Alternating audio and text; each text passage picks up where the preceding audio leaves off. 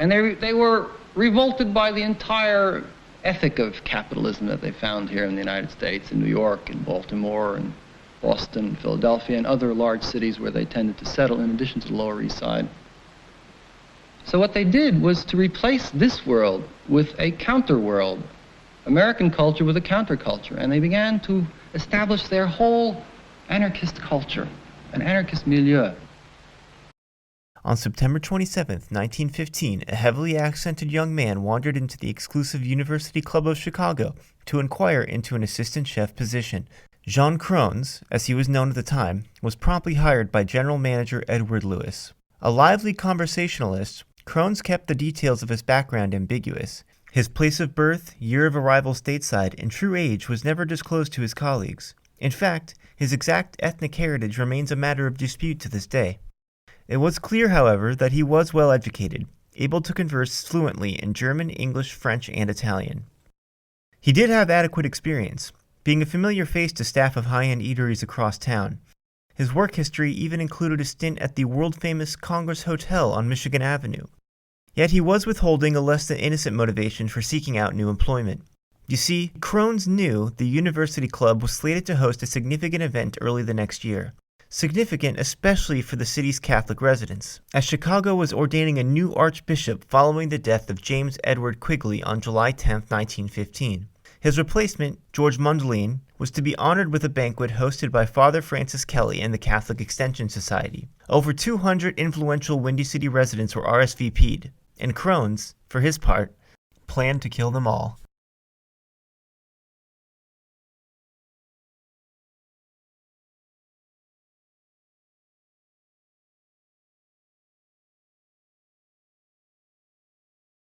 What Crones was keeping to himself was his involvement in a loose network of anarchist terrorists, made up primarily of Italians and other recent émigrés, waging a national bombing and assassination campaign dating as far back as the 1890s. The murder of President McKinley by 28-year-old Leon Czolgosz in 1901 led directly to the federal government's passage of the so-called Anarchist Exclusion Act 2 years later, which prevented persons who believed in or advocate the overthrow by force or violence of the government of the United States from entering the country.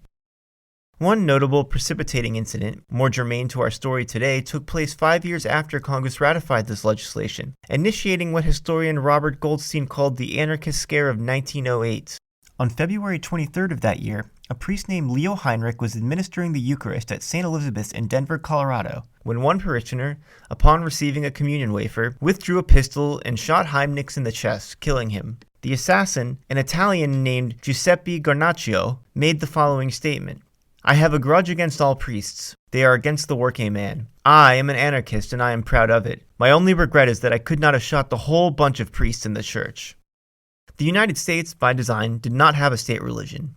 But Europe had not yet shed the oppressive and ancient influence of the Vatican, or of the monarchies with which it partnered to enforce increasingly unpopular cultural standards across the continent. And so perhaps radical anti-clericalism made sense among far-left immigrants. If they couldn't escape the Catholic Church a hemisphere away, what other options did they have besides active resistance? Still, the targeting of Archbishop Mundelein seems, in retrospect, to be a case study in poor optics, if not straight-up counterproductive strategy. Mundelein's sympathies were with the global poor, as he himself grew up a working-class child amidst the poverty of Manhattan's Lower East Side in the 1870s and 80s. He maintained consistent contacts with members of the Catholic labor movement, and years later would prove a strenuous defender of Franklin Roosevelt's New Deal. But on Saturday, February 12, 1916, he was just the youngest archbishop in the country. It was no secret to those who overheard Crones in one of his opinionated moods that he supported radical labor unions like the Industrial Workers of the World, and thought very little of the restaurant and hotel owners who signed his pay stubs. And only a few close associates knew he studied the natural sciences intensely during his off hours, and he had a particular obsession with inorganic chemistry.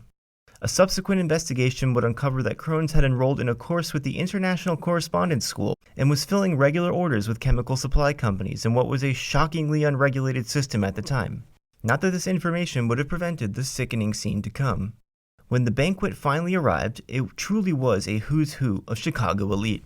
From Richard Lindbergh's Tales of Forgotten Chicago, quote, "Invitees included 7 archbishops, 29 bishops, bank presidents, judges, noted surgeons, former Illinois governors Edward Dunn and Charles S. Deneen, former Chicago Mayor Carter Hansen II, future Mayor William E. Dever, Arthur Meeker, Prairie Avenue Society maven and stockyards magnate, and utilities magnate Samuel Insull. When a fellow cook was interviewed by authorities the following day, the club's in-house butcher explained that Crones, the kitchen's official cold meat preparer, called out sick on Wednesday and hadn't been seen since. But by then he had already added his own fatal garnish to the chicken meatball soup. A massive dose of arsenic. The mood shifted moments after those unlucky enough to have shown up hungry dove into their appetizer. Tuxedos hit the floor across the hall, and agonized moans heard across the club. Believing a run-of-the-mill early 20th century pre-FDA case of food spoilage to be the culprit, waiters scooped up every bowl for disposal. One of the banquet organizers, renowned Celtic revival artist Thomas O'Shaughnessy, told the Chicago Tribune, quote, "I thought it was bad ventilation, and went out on the fire escape. I became dizzy, went inside, and started downstairs. In one of the lower halls, I became deathly sick. An attendant found me and called a physician, who administered an emetic and had me sent to Ravenswood Hospital." The doctor in question here, John Murphy, who based on all accounts did not take ill himself, was tasked with mixing a mustard and salt solution to induce vomiting. Frank Wetmore, vice president of the city's First National Bank, was seemingly incapacitated from stomach cramps. And Dennis E. Sullivan, a Superior Court judge for Cook County, later said, quote, "There were 14 at our table, and 12 became deathly sick." Sullivan claimed to know immediately that rancid meat or vegetables could not account for the putrid scene, saying, quote, "It was too quick in its effects and too universal." Presumably to the chagrin of Crones, no diner passed away from arsenic poisoning that evening, possibly because another cook chose to water down the chicken stock. However, it was considered to be a contributing factor to at least one elderly guest's death 2 months later. Apparently watching his weight that week, Mundelein himself did not take a single bite of the meatball soup. And well after police and the press had gathered enough information to determine the event was a deliberate act of chemical warfare, Mundelein said, quote, "It would take something stronger than soup to get me."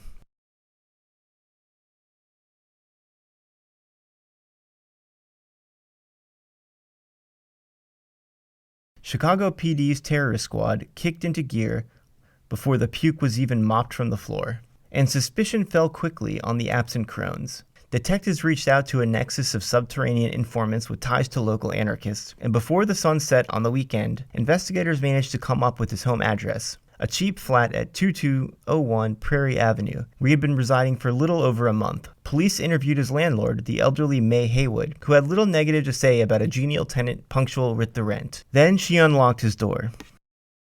When the malodorous acridity subsided, witnesses were faced with a scene worthy of a bipolar Victor Frankenstein, a makeshift laboratory in such disarray that it looked dangerous to explore.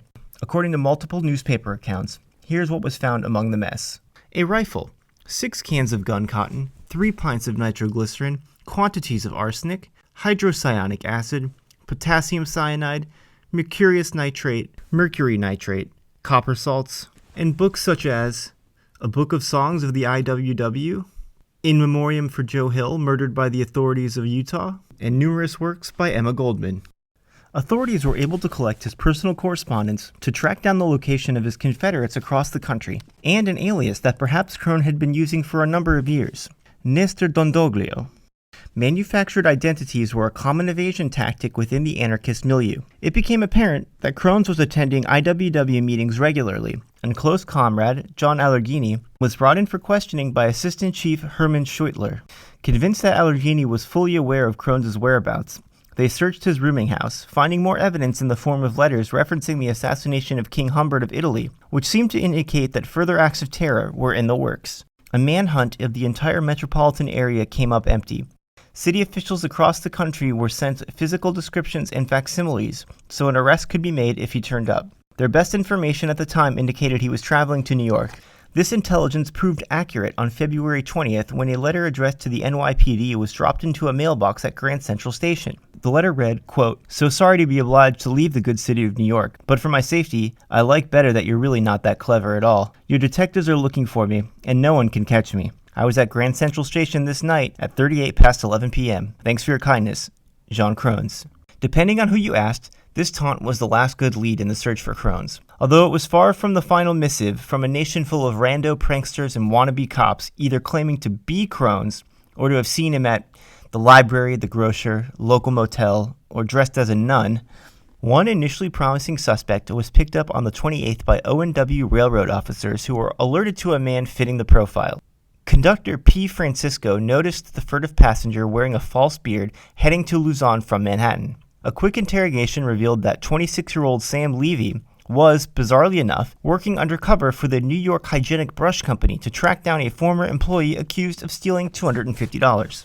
As American involvement in World War I expanded over the next 2 years, foreigners across the U.S. came under intense suspicion, and rumors that perhaps Crones was an agent of the Kaiser began to spread, which led to an uptick in sightings.